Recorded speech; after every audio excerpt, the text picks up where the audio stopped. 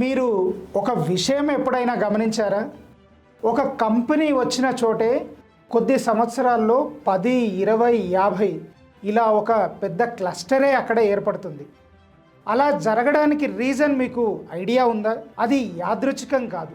దాని వెనకాల ఒక పెద్ద సీక్రెట్ ఉంది. దీనినే ప్రపంచ ఆర్థిక వ్యవస్థలో క్లస్టర్ ఎఫెక్ట్ అని పిలుస్తారు. ఒక పెద్ద కంపెనీ ఒక ప్రాంతానికి వస్తే ముందుగా ఉద్యోగాలు పెరుగుతాయి, ఉద్యోగులు వస్తారు. వాళ్ళ అవసరాలు ఫుల్ఫిల్ చేయడానికి ఆ ఏరియాలో షాపులు, హోటళ్ళు, స్కూళ్ళు, హాస్పిటల్స్ ఇవన్నీ వస్తాయి.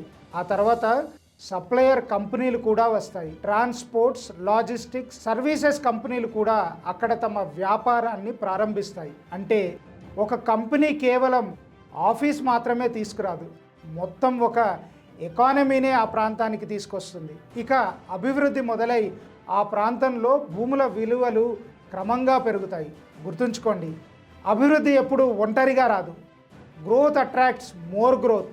అందుకే మెచ్యూర్డ్ ఇన్వెస్టర్లు కంపెనీలు వచ్చిన తర్వాత కాదు, కంపెనీలు రావడం ప్రారంభమైనప్పుడే అవకాశాలను గుర్తిస్తారు, ఇన్వెస్ట్ చేస్తారు, మంచి రిటర్న్స్ కూడా పొందుతారు. ఇక నేను రెగ్యులర్గా చెప్పేదే, ఇన్వెస్ట్ చేసే ముందు లీగల్ పత్రాలు మరియు వెరిఫికేషన్ చూసుకొని ఇన్వెస్ట్మెంట్ చేసుకోండి.